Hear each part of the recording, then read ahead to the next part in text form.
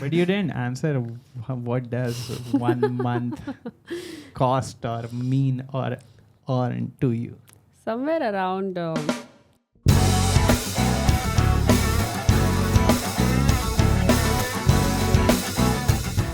Alright, so you talked me into they all talked me into coming for today's podcast as well. I was not planning on coming on this podcast, to tell you the truth.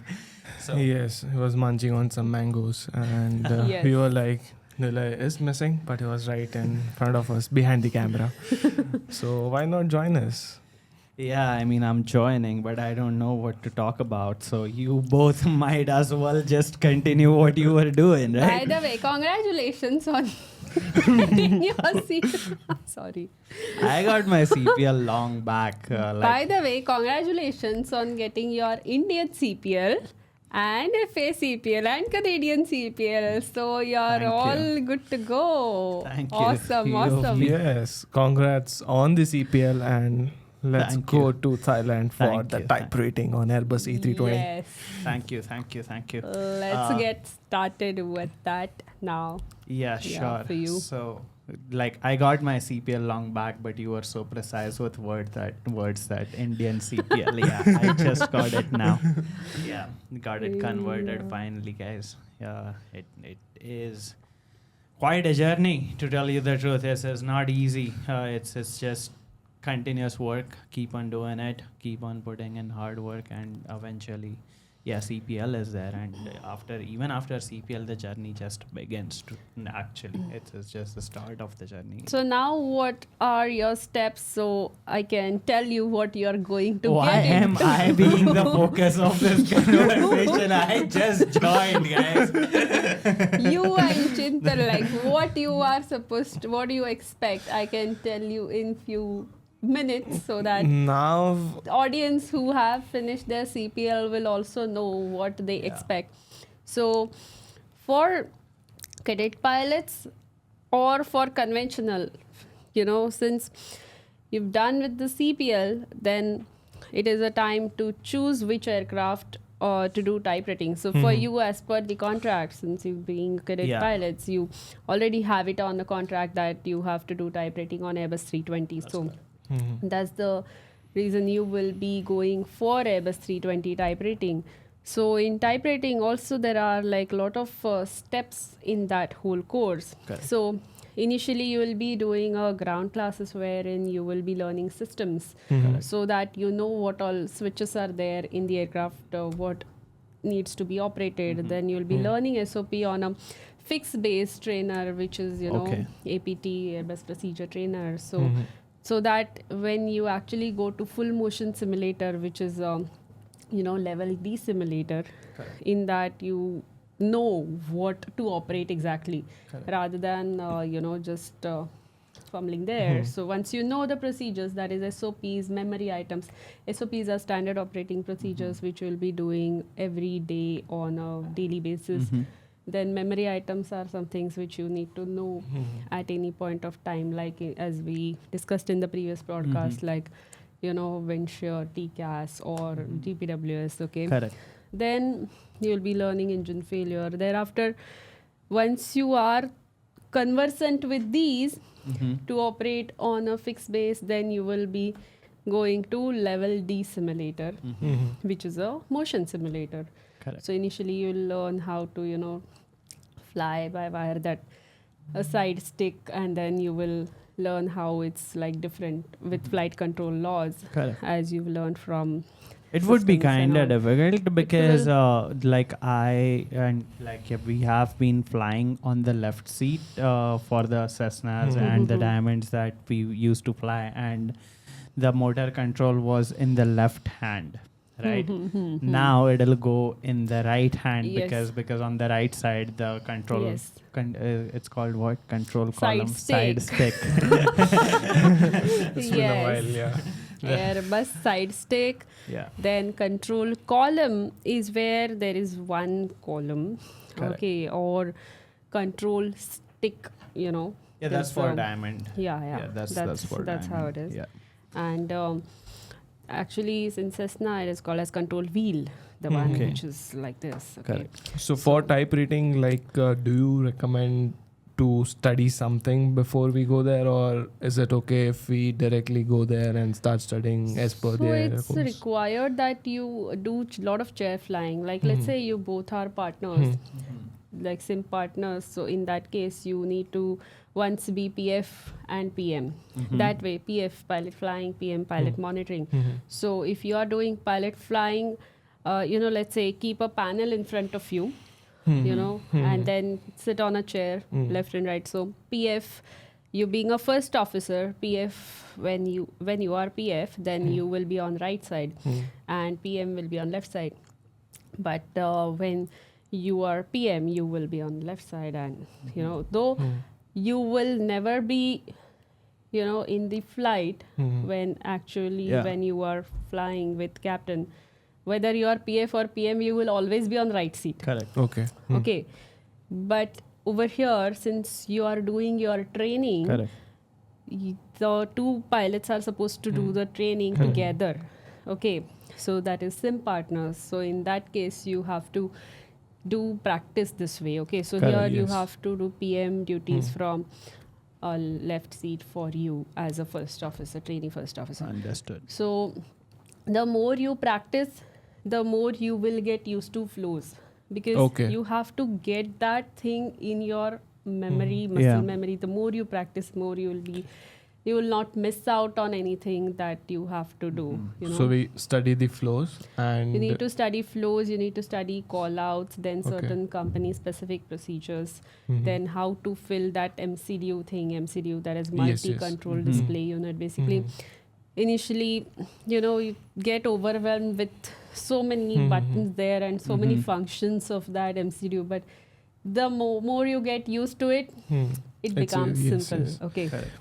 So yes, the initial it's- training is kind of Initially you overwhelming, feel- but once you get used to it, it becomes a It normal routine becomes for a us. routine. Yes, So I have still. first few to- 100 yeah. hours, like up to about 300-400 hours, you're a little slow using that MCDU. MCDU, but it should come within a stipulated period of time. Correct.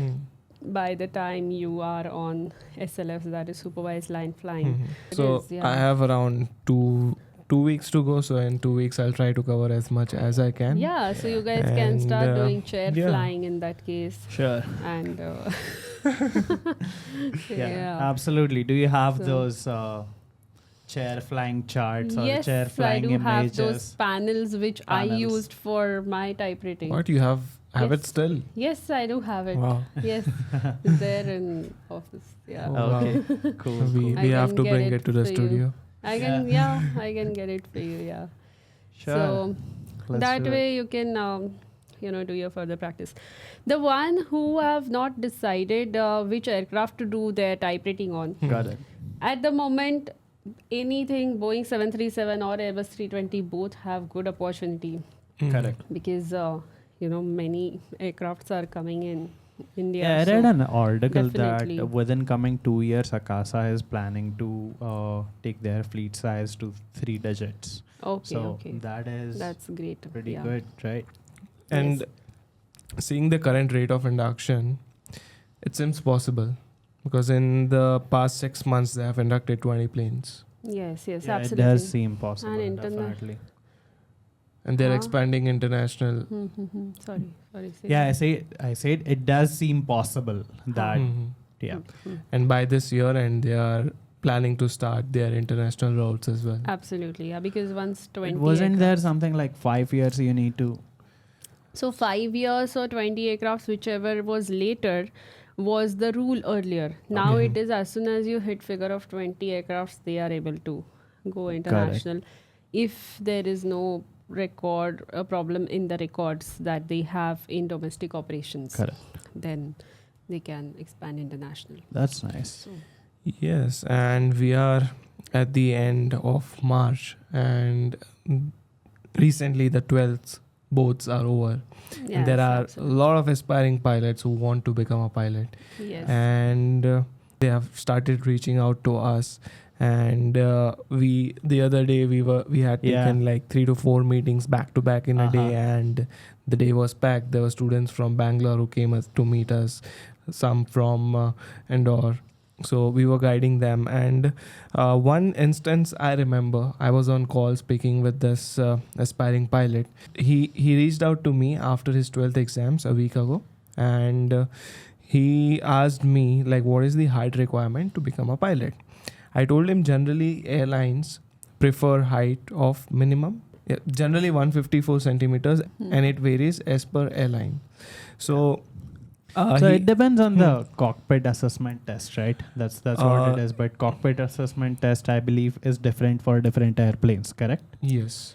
Yeah, there is no set particular thing as such, but depending on what aircraft that airline has, they would set that requirement. Correct. So for Airbus 320 it is 153 they consider. Okay. Then so it ranges around 150 to 153. Yes, so it depends upon the type of aircraft the airline has. He reached out to me and he said is around 152 centimeters in height. Would that be an issue? I told him generally airlines hire pilots who are 154 centimeters. So as he was in 12, I was like 2 centimeter. There's a scope of like growing taller because he's just cleared his 12th and his 18s, right? So he went for his class 2 medicals. Okay, so class 2 medicals came and the doctor like measured his height and his height was 148 centimeters. So then he called me. He's like, this doctor told me that your height is 148 centimeter, and he was asking me whether should I start my DGCA ground school or no.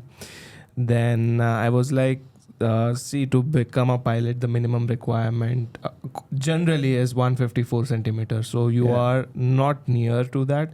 So I would recommend you to go for graduation. And by the time you graduate, if your height is around 154 centimeters, then you can go for pilot training. That because he had lesser height, right? Yes, That completely makes sense. Because at the age of 17, yes, sure, the height, there is a possibility of increase in height, but this much, 4 or 5 centimeters is a lot. Correct. Yes. So that's why I recommend him not to start with the pilot training. Correct. He can go something related to aviation field. Correct. And he can like pursue his interest in aviation. Absolutely. But what happened is, this one, I don't want to reveal the name, but this one instructor or teacher who has a ground school reached out to him, and he promised him that he'll get his class 2 medicals done. Even his eligibility for height requirement was not met. He promised him that his exams would be cleared and everything would be done, and you would be a pilot. And then he again called me asking me, this guy is saying this. I was like, no, that's not possible. So class 2 medical, there is no problem in clearing class 2 medical. There is no problem in clearing DGC exam. Yeah. But to get a job in an airline could be a challenge, because of which it is not advisable to step into this profession. And there are some institutes. Like there are many other professions. In that case, if there are certain physical limitations that somebody has, rather go for other professions, right? Yes. And there are some institutes which misguide people. That's true. And get them on a pilot profession just because they want them to And get then, in. Okay. Then pilots So- are blamed for not being employed. Yeah. So it is not about the particular, there are many factors related to health and height and which needs to be taken into account. So that is one thing. And I believe the same instructor was the one who, initially when I was at that stage, like where I was deciding now which ground school to choose, what to do, where to start from. Like After your 12th. After 12th, yeah. Like, what is the first step should I do? And this one, he was like, okay, you just come, I will take your classes, this and that. And there were good about 10 students or so. And then they were, like, I was also the part of it. So we were all taught FAA ground class.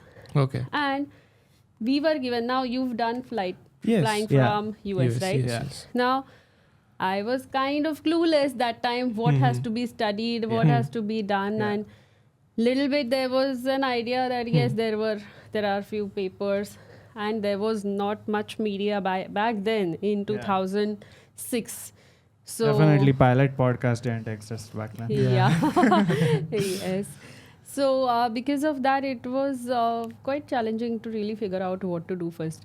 So then he was teaching about PPL, FAA ground class.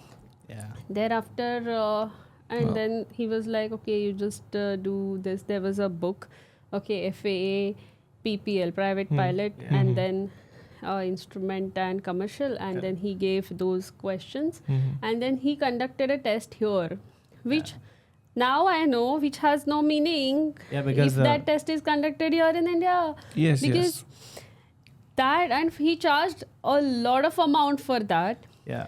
which is not towards the DGCA ground class. Absolutely. So The FAA basically- test needs to be done on US soil. yeah, in US.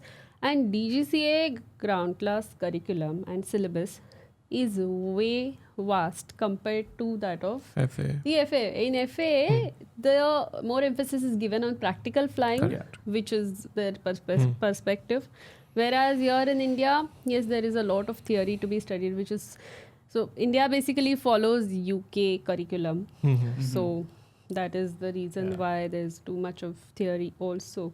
And that needs to be done. So that had nothing to do with what DGCA syllabus, which was which had to be studied. The training philosophy in the US is definitely a little bit different. Yeah, Like so- the approach towards training is, main approach is you learn as you go. But in India, it's like you learn all the theory first and then you learn the Practical, yeah. skills. So basically, he was taking classes FA classes. for FA Yes. ground classes. So basically, FAA ground school is required to clear FAA papers, and FAA papers are mandatory for the issuance of FAA CPL. Yeah. Now, if someone wants DGCA CPL, they have to clear DGCA exams, right? And there is a rule or there is a regulation by FAA that a person needs to attend 60 hours of FAA ground school classes, theory classes in the US Yeah. to be eligible to appear for FAA exam, and that FAA exam can only happen in United States, not in India. Correct. So yeah, that's sad that I don't know what to say, man. Like, why do people do this? Like, why? So then at what point you realize like that this is not for the Yeah. DGCA exams? Like, I realized that when I actually went to a flight school, and then that time there was a new rule that before you do 50 hours of flying, you cannot appear for DGC exams. There was some rule which had just come, which was there for a very short time, for about Right. 2 to 3 years, and later on it went. So I was doing those 50 hours. In that time, I met some people who were there in flight school. Yeah, sure. Flight school people And know everything. Yes, that, they know. So they are like, yeah, this is what you need to study. I was like, I didn't study any of this. And then I was like, oh my God, I haven't done anything. Right. Okay, so You didn't know, right? I didn't That's- know yeah, because and that time I was not eligible to write exam because those 50 hours Correct. were not done. Correct. So the computer number you wouldn't get if you don't have those 50 hours. So that was the earlier rule. Now that rule doesn't exist. I but don't recollect it, but so you finished your 50 hours and then did your DGC. then went for DGC exams because that was a requirement. Correct. And thereafter, I went for when I actually went for DGC exams. That time I, knew that this is what is required to be studied, and thereafter I actually gathered like so many books and then Correct. studied and then cleared it in the first go. So Awesome. that was the way I figured out that this was that this was not sufficient what was learned Correct. before. It is rightly said that learn from the mistake of others. You don't have enough time to make all mistakes by yourself. So Absolutely. if you are joining a ground school to clear DGC papers, make sure you're joining a DGCA ground school.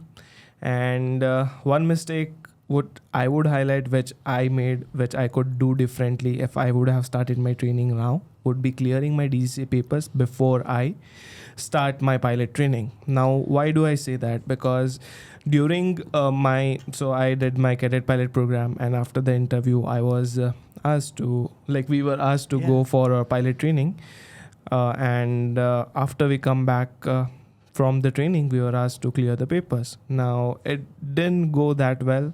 Why? Because firstly, after coming back, there was COVID, so the classes were offline. So I did my ground classes from CNTAA on demand, which was completely online. After that, one more thing is the recency. So I did clear my exams in one go in 1 month, but there was something called as RTR exam. So due to COVID, the RTR exam wasn't happening. So you have a timeline of around 6 months after your last solo flight to submit your documents for the issuance of DGCA CPL. Now, if someone is not able to do that, then there is something called as recency. So if the recency is lapsed, then a person has to fly 15 to 25 hours of additional flying to meet the DGCA requirements of 6 months flying, which is 15-hour PAC and 5 hours of simulated hood time. So to avoid that, it's always recommended to clear your DGCA exams before you start your flight training.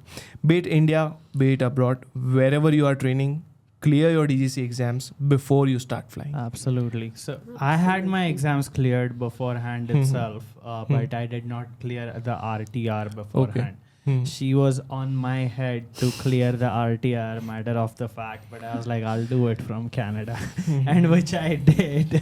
So it all worked out, but yeah, that's how it is. Like RTR exams definitely and my favorite. Like if you ask me, I'll say don't do Indian RTR unless you're flying from India. If you're flying from India, then doing Indian RTR, there ain't nothing wrong with it.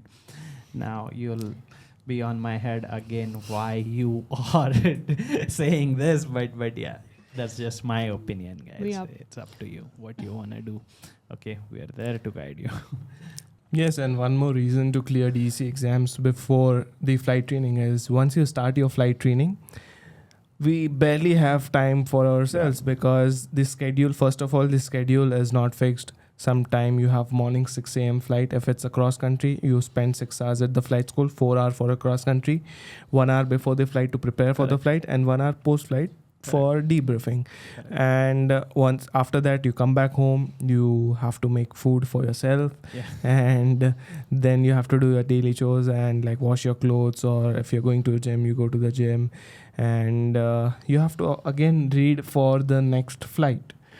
So that is there, and time and again there are questions related to food from aspiring pilots. Is the food included in the fees? Is the food included in the fees? I'm like, no. I mean, some flight school do provide food during their training, but eventually cooking the own food when you are not at home makes sense, and it's a survival skill. Correct. So everyone should learn to cook basic food for their survival. Yeah, generally when you go to US, then yes. Yeah, this is applicable for the US. Yeah, thing. But here in India, food is not exactly included, but the amount of cost that is involved in food is comparatively pretty less. Absolutely. Very less. And on the top of it, there are canteens where you get food of your choice. Correct. And then you can, do that way. But otherwise, it is a cost which is to be taken separately apart from flight training and accommodation and all those things. So cost of living in India is pretty less in comparison to that of the US, right? Definitely. So food, if you are not spending a lot during your training, then food would monthly cost not more than 8,000-10,000 rupees, right? Yeah, right. Not unless you are going out every single day. So in India, it won't cost more than 10,000 rupees being the max, right? Correct.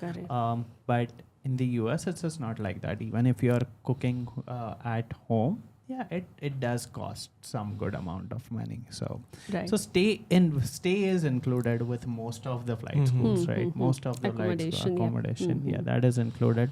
Correct. but food is not. Correct. And plus one more advantage of doing and clearing all the DGCA exams before starting flight training is in India, once the papers are cleared, then those students are given priority to complete their flying. So some of our CNTAA students have been able to finish their many hours, like up to around 100 hours plus in last less than 3 months. Wow, that's so great. that's a good thing even Absolutely. in India. So it depends on Well, if someone is CNTA online on demand student and is planning on flying from India, that person can move to the flight school already, start flying and do the DGCA exams alongside. So primarily DGCA exams must have been cleared if you are going abroad for flying, but even for India, if it is not cleared, then the progress in flight training is very slow. yeah, Then makes sense. I suggest that if you have cleared it all, then it becomes easier and then you can devote your time and Correct. focus completely on your, Correct. polishing your skills of flying Correct. and not diverting your attention, half of attention in your Yeah. ground training, half of it Yeah. in flying, which gets a bit too much Correct. at once. So if you're doing it in India, then about 5 to 6 months of your ground studies, Correct. then about 6 to 8 months of flight Yes, training. first- If you complete your documentation in last few months, then approximately by 1.5 year, Correct. it Everything should be done, including documentation process and all. It goes just above 1.5 years. So. Correct. And what is your view on the ground schools that are offered by the flight schools? Oh yes, that is also one of the very commonly asked question by students. So the flight schools have a ground school associated with them, which is just for approval to flight school. Yeah. Because it is mandatory that a flight school approval, it is mandatory that a flight school has a ground school Okay. in order to get their flight training organization approval. Yeah. Oh. Yeah. So and they need to have a CGI, right? they need to have chief ground instructor. They need to have few ground instructors to, teach some basic subjects for student pilot license exam. Now, students think that ground school is sufficient and they are anyways going to teach. So why to go for separate ground Correct. school? So it is not the case. This is a misconception with many students that they have in mind. So if in case you have first of all cleared your CPL subjects for DGCA, then student pilot license exam, which is an oral exam for every subject, is comparatively very easy. It can be easily cleared in that case. There are some oral questions like for meteorology, what is the lapse rate? What is the elevation of your airfield? Then what is the, barometric, like elevation of your airfield? So what will you have? What you should have it on the altimeter when you start? Things like that. Then navigation, also the basics, the flight instruments, some basic, what is the function of those, like altimeter, airspeed For indicator. SPL exam. For SPL exam. Correct. Like red arc, then yellow arc, green arc, those things. Okay. So once you have cleared these DGC exams, then you will anyways be able to clear That's those true. SPL exams. And for that, you need not attend those ground classes, Correct. which will get you clear SPL exam. So those ground classes are there for SPL exam Okay. clearance Okay. and not for CPL exam preparation. Okay. So once you have all your papers cleared, that ground No, class but many fees- flight schools do claim that they have ground classes for CDGCA, CPL exams also. So what's your view on that? if they claim that way, then the ground instructors who train them, they do not cover the complete syllabus. Correct.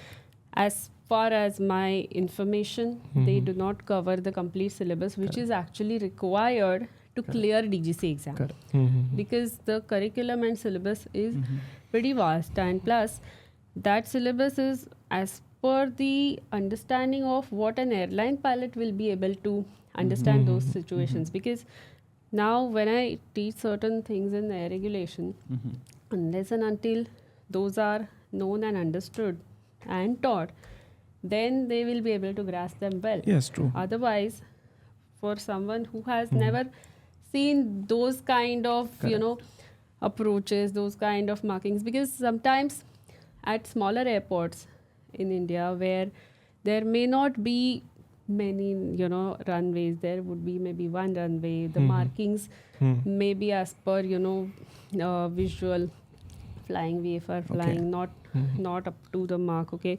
so it is possible that they would not know what is really required to fly at the major airports. Okay. So basically the training quality in the ground schools for DGCA exams offered by the flight schools is not as good. As it is not as par which is required to get your DGCA exams cleared.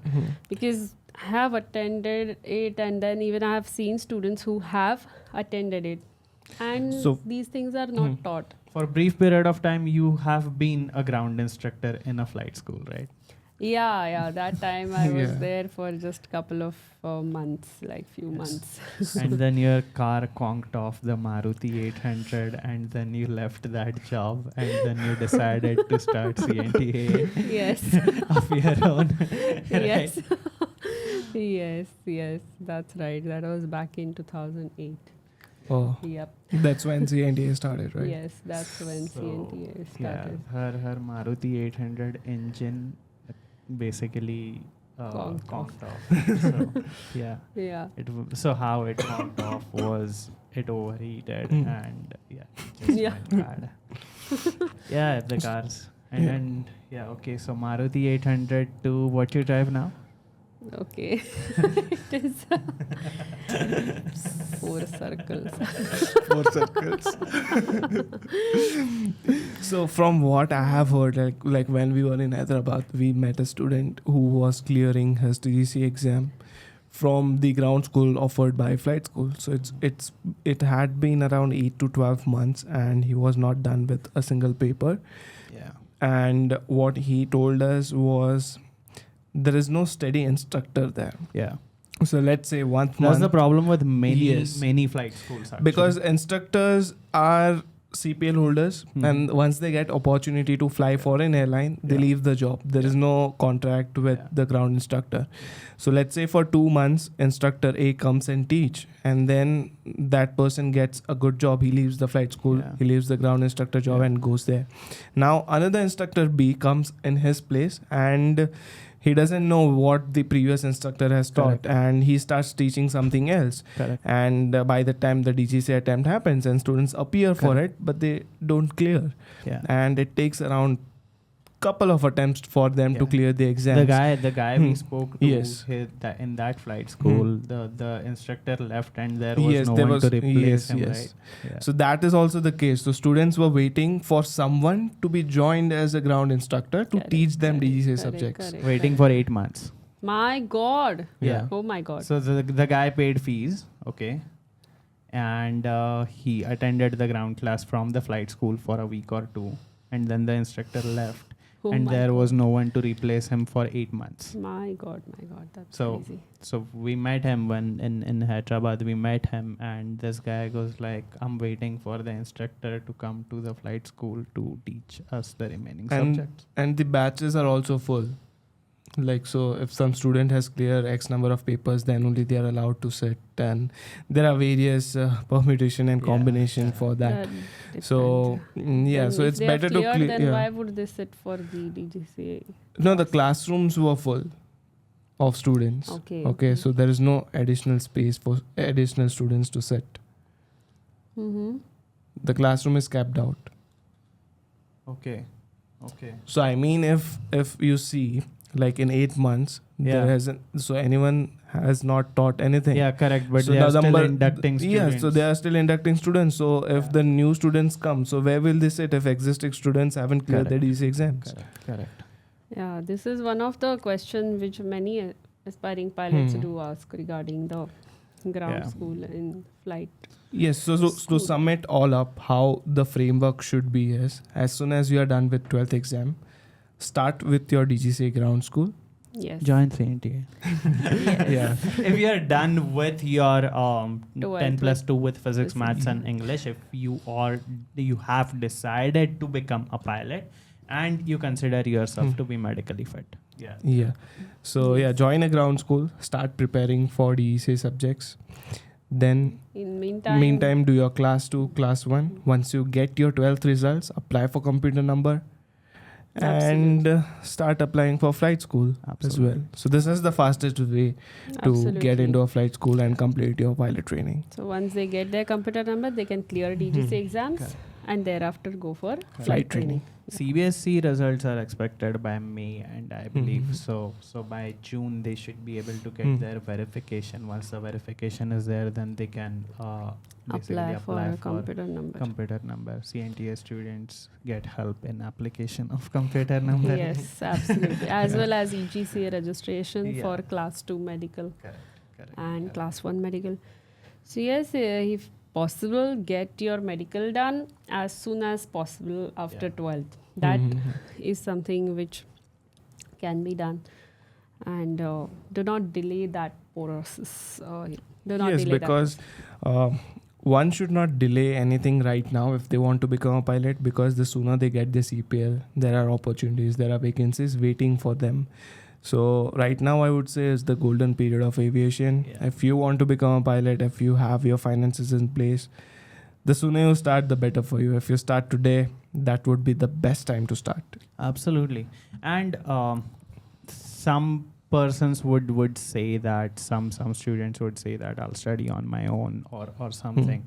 Sure, okay, that is possible, but that will save them some money, but that will cost them way more time, Mhm. right?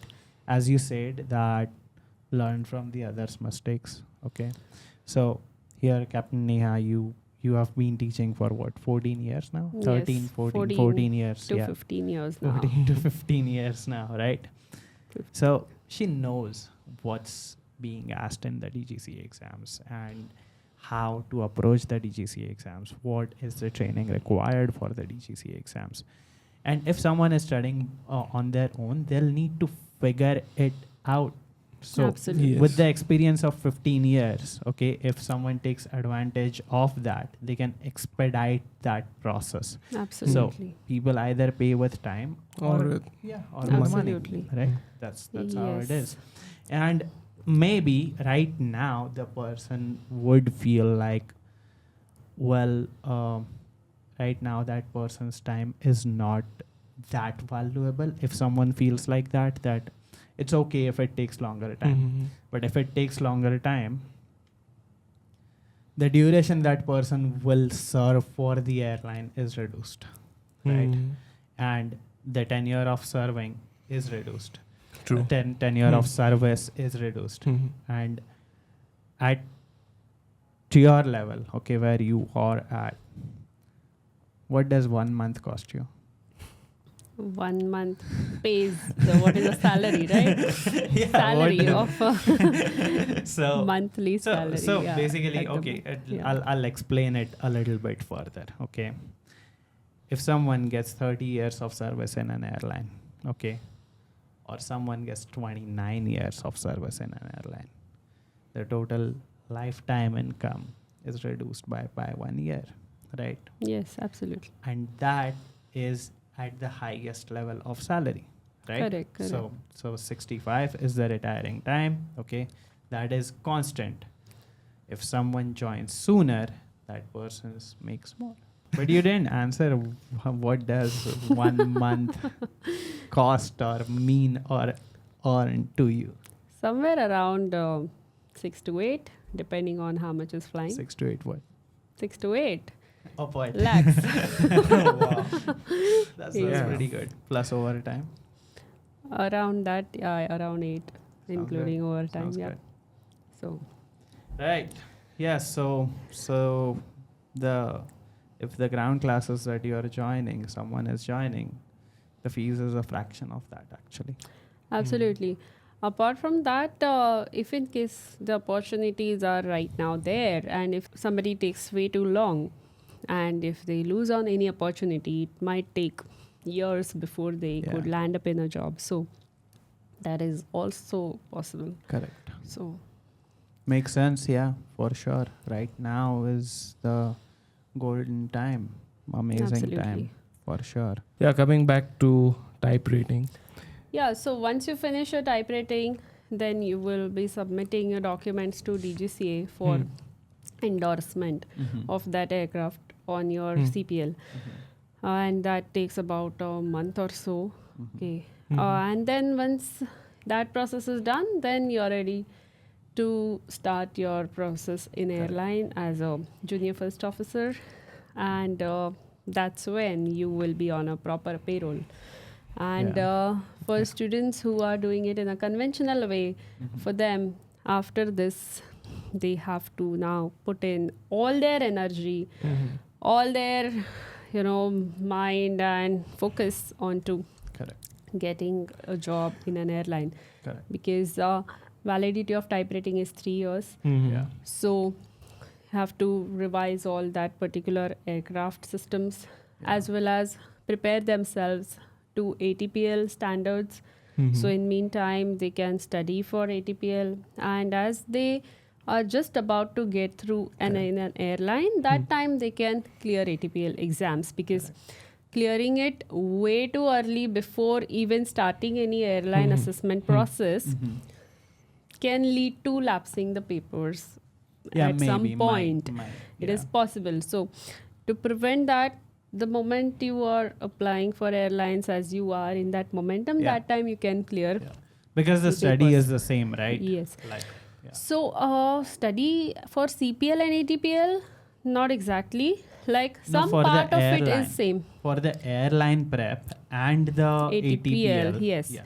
So for airline prep, if you are type rated, then you have to study for ATPL as well, as well as that particular aircraft systems. And you have to prepare for, prepare as in, I would say, you have to know what a pilot's skill and what a pilot personality is, basically. So need to Aptitude, personality, Yeah. and all of those know things. about, ideal, what is the pilot personality should be, and work on it if in case you think or that student thinks that there is any shortcoming and can be worked on. So that way they can start preparing on those lines, and then put full effort and put full focus onto it, and keep looking for which airline is coming up with the job vacancy. Make sure it is a legit vacancy and apply there. Yeah. And keep yourself updated with all the airlines. So if you vacancies. look at the aviation industry 15 years ago and now, so the person who got their CPL or is type rated 15 years ago wouldn't even get an opportunity for an interview for long period of time. So let's say in 1 year, there would be one opportunity that he might get. But now it's not the case. Like if you see Air India, every 1 month or 2 months, there is a vacancy. Correct. So the opportunities right now is way more better than what you compare it 15 years ago. So if someone is in the right mindset, if someone has prepared for the interview, knows in and out about the airplane, knows everything, good with communication, then he will definitely convert that opportunity into a job. It still is competitive though. Yes, definitely. Yeah, it's the person needs to be on top of the game, like Absolutely. be the best version of themselves, right? Like even when we prepared for the Cadet Pilot program, Yes. that was like prepared as in just research, right? Like find everything that's possible online, and that's how we did it. Yes. And so I did not exist that time. Yeah, you did exist for sure. You did exist for sure, and thank you for that. I'm just kidding. No doubt about it. Okay, but again, like Cadet Pilot assessment, and CPL assessment, there are slight differences between those. Like initial. So my DGCA exams, yes, for sure. Okay, cadet pilot assessments, yeah, like little bit differences are there because those are the assessments designed by those specific FTOs, right? Like initial physics and maths exam is there, whereas in case of CPL holder vacancy, there is a CPL subject questions are there. So that is a main difference. Correct. Rest of the processes are more or less Pretty same. much the same. Yeah. Right. So right. apart from that, there is not a lot of difference. And if you talk about matter of the fact, just being your brother and being in your company would teach those things. That was the advantage. Yes, sure. Yeah, that was the advantage. Yeah.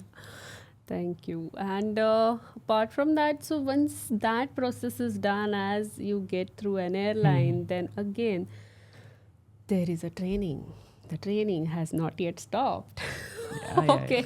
So there is another 6 months of training. So be prepared. So some people think, okay, I just want to chill. I want some kind of a branch or profession where you can just chill. So please, for those candidates, this is not just a thing to chill. You need to be studying till the time you are a pilot, because even afterwards, right?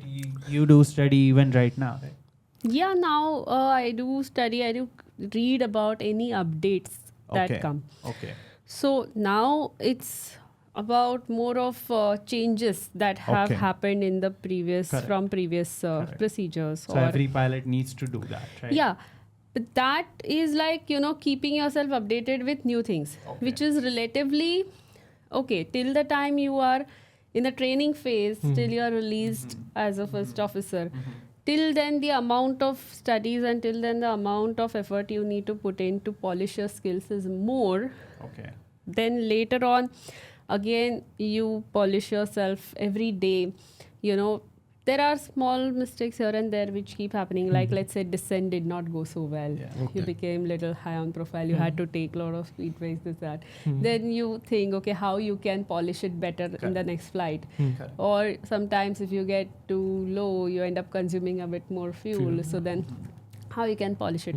Things like that. Correct. So polish it, then you become more confident, and then now you are.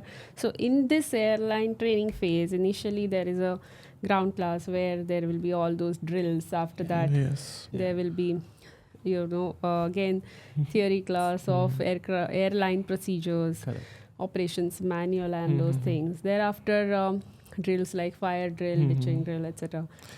It seems like we are going to school. We are going back to school. Yeah, sure.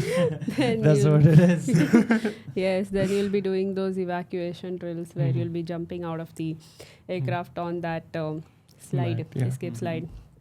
Thereafter, so all these things you would be doing, and apart from that, once that is done, then you start the company SOPs as well, right? Yeah, then that will be in line training. Okay. So first of all, you'll be doing supernumerary flights. About a lot of supernumerary flights you need to do. Okay. Yes, we'll be doing that is observation flight. In observation flight, it's not only observation going there and sitting. It's about practicing RT. Thereafter, filling the MCDU FMS. So FMGS we call it as in Airbus. So flight management and guidance system. In Boeing they call it as FMS. So it is function is the similar. Just the name terminology is different. So filling up that, getting used to that.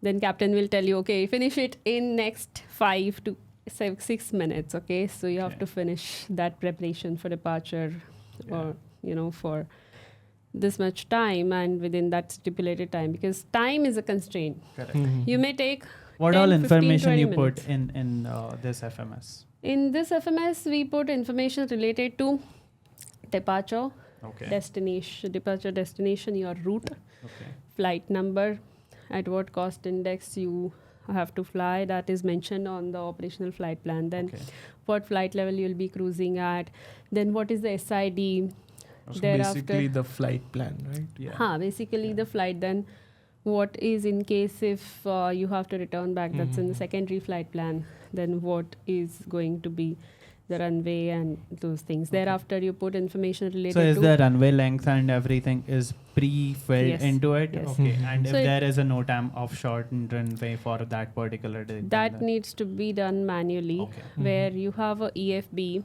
wherein you will compute the speeds. Correct. So there is, depending on the actual weight of the aircraft, which needs to be fed in that FMS, the zero fuel weight, then CG, what is the fuel you're going to take, takeoff weight, landing. Based on that, then you have to put what is going to be the alternate fuel, reserve fuel, final reserve fuel, as well as. So all those things you need to check. Then you need to feed the takeoff speeds, which you have got it from the EFB. Then you need to set up the charts on EFB, electronic flight bag for departure. Then, take clearance from ATC. All these things need to be taken care of on ground, and that has a time limit in which you have to do all of it.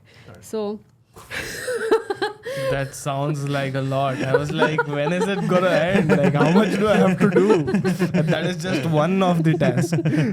Yeah, that's just the preparation of the flight, right?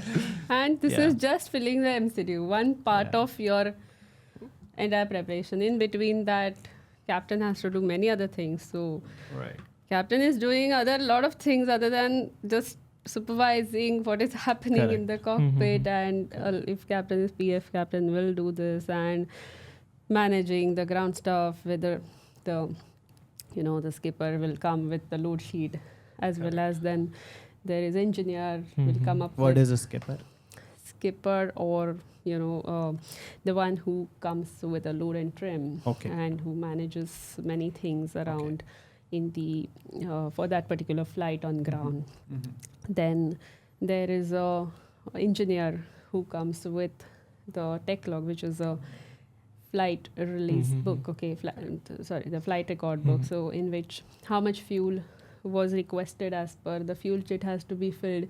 That fuel kit, this needs to be done before actually filling the MCDU and preparing for the flight. That is depending on whether at destination, whether at alternate, any NOTAMs to be taken into account, as well as so all these things once you take into account, captain and first officer decide whether to take any more fuel or this is sufficient. Correct. Then that goes to engineer. Then engineer will fuel the aircraft. Then captain accepts after fueling and checking that all systems are okay and that much fuel is loaded in the aircraft. Then signs. Then And all of this happens in 10 to 15 minutes, 20 minutes this of happens in quick about turnaround time. yes, 20 minutes. Wow. Okay. So You were still saying so we are at probably 7th minute right now out of the 20 minutes, right? Yeah, good. yeah. So all these things basically you will be doing initially. So everybody does get overwhelmed. Now I've been doing it for so long, so it is okay. You will also be there after these many years. That is not a problem. Right now it sounds overwhelming, but So they will be if they are an aspiring pilot. Yes. So when you get there, there will always be time pressure. Okay. So some people just don't function under pressure. Right. That attitude is not good for a pilot. You That's why should those be able aptitude to. tests and everything is there. Right? You're put under so much pressure, and still you need to perform one after other. Correct. You just keep doing things one after the other. It is a human limitation that you can't do at two things in one moment. Yeah. Okay. You need to do things in a sequence one after other without wasting time. Which is called Which is multitasking. called as multitasking, Yeah. but it doesn't mean you do two Things at the things same time. simultaneously at that moment. Yeah. So it is human limitation, which is accepted fact. Yeah. And that like is for an example, if I'm typing in one word or one sentence here, I cannot be writing other sentence. right. So you do things in a sequence. Okay, you handle one thing, you speak, but you don't do thinking two things at a time. So that is in one moment, like one part of a second, you one can moment. say. Okay, Yeah. so that's how it is. So basically, yes, you have to work, quite pretty fast, and one after the other. So who does the walk around?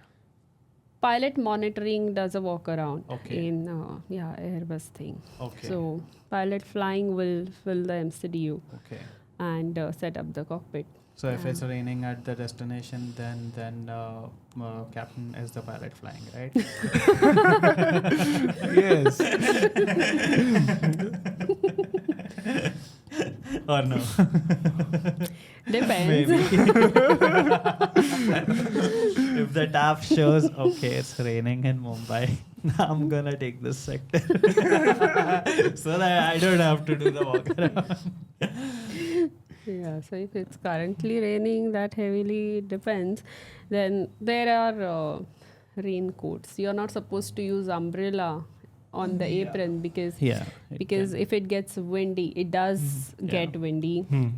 So that acts as a FOD, which is foreign object debris, which can lead to damage to, aircraft structure like engines, which if it gets sucked in the engine, it can damage those blades. Okay, so basically that umbrella is not allowed. So raincoat you can wear and then go for a walk around. So we are gonna do that. Yeah, be ready for it. I'm prepared. I'm pumped for it. And one more instance I recollect when I went to Delhi in the month of December to submit my CPL documents. So my friends were doing the teaching test. Okay, so it was winter in Delhi. Whom did they ditch? Yeah. So so the ditching training was going on. So it was winter in Delhi. So the temperatures were 0 to -4. And they had to jump in the slide and then in the water in that temperature, which is very cold, and that too early in the morning. Awesome. So yeah, I think we are lucky that we would be completing the ditching before the winter. Yeah, so ditching is basically forced landing on water. So like everybody must have watched movie Sully. So in case of dual engine failure, if the pilot doesn't have any other option but water body which is there around, which is within a gliding distance or gliding range, then that can be perform used. a water landing, right? So that is forced landing over water is called as ditching. So in that case, if there is a evacuation required, then yes. Correct. This is a drill which is required to be exercised there. Awesome. Yeah. Yeah, those prisoner looking like uniforms. Orange ones. People wear and then jump into the water, right? Yeah. Because need to wear a life jacket. Not a prisoner looking uniform is for fire. Really. Okay, that is for fire. Okay. So you wear a life jacket. Yeah. And so if you're, it depends on from where you're getting out from. Like if a evacuation is from the main exits, again it depends on aircraft type to type. Okay, the one which is main exit, in that case, you can just before getting out of the aircraft, you can wear a life jacket and inflate it. Otherwise, if you inflate it and so many people have to go out, it will occupy a lot of space in the aircraft. Okay.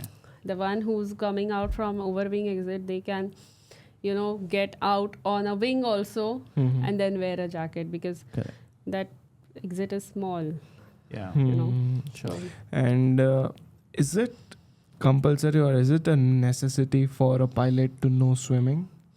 No, it is not a compulsion for a pilot or any cabin crew to know swimming because life jackets are there. And even if somebody knows swimming in the middle of ocean, where is he going to swim and go? So the life jacket is for how save, long he can survive at that cold temperature or whatever various temperature. So life jacket is there. With that jacket, if you are in water at 45-degree angle, you can float. And there are life rafts. So once you get in water, the cabin crew and pilot, there will be multiple life rafts. So cabin crew and pilot will help you to So get. the slides itself become life rafts, right? So there is a slide raft which is there, which can be detached from the aircraft. Okay, that there is a mooring line which can be cut by a knife which is there at the end. Okay. That is also used, as well as there is one life raft which is there depending on the capacity of that particular aircraft and number of escape slides. Okay, so depending on that, then there will be life rafts also in the aircraft Okay. which are beyond the escape slides. Correct. Okay, so that has a larger capacity. I've heard that on Goa flights, usually the life jackets get stolen. Yeah, there is Some It's a Passengers. punishable offense. yeah, because Actually. of some passengers had removed it, and then that is the reason why there is always an announcement made that all the emergency equipments are not to be taken without any prior authorization unless it is required for that particular Yes. emergency. Yes, I was speaking to EME one day, and yeah, he mentioned about this thing that the life jackets are getting stolen from On the Goa aircraft. Yes.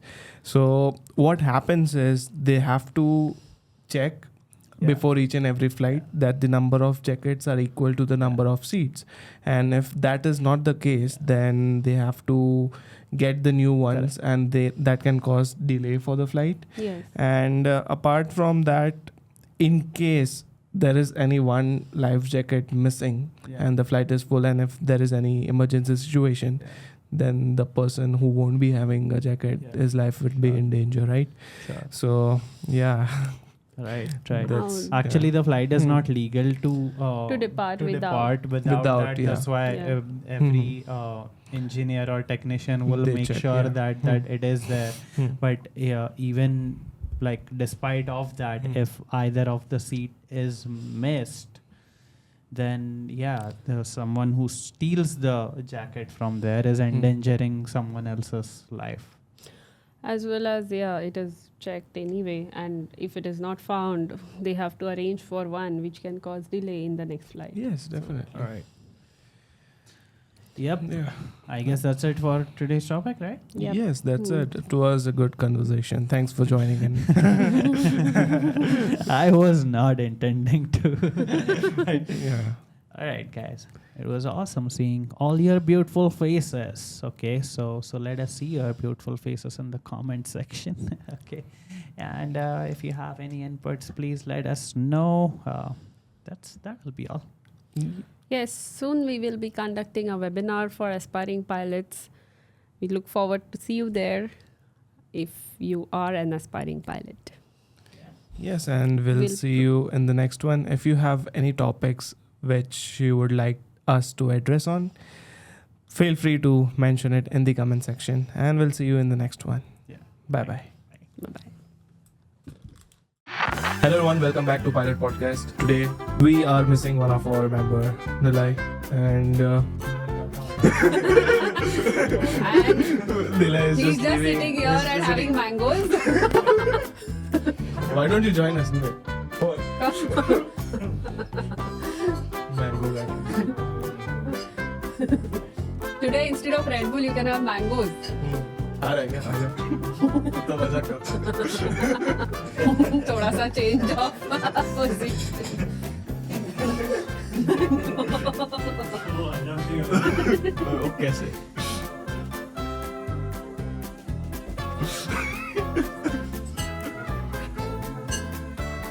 Yeah, this should go on the podcast.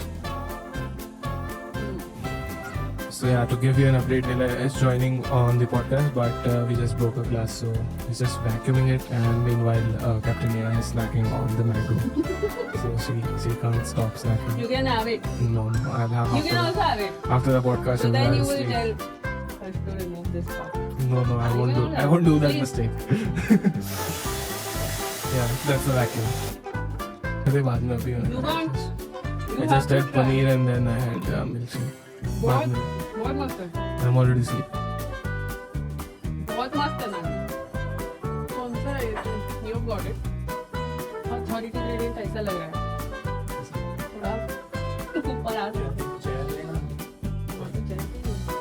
और ऊपर, so that और steep लगेगा.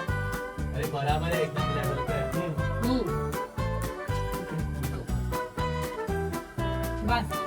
बस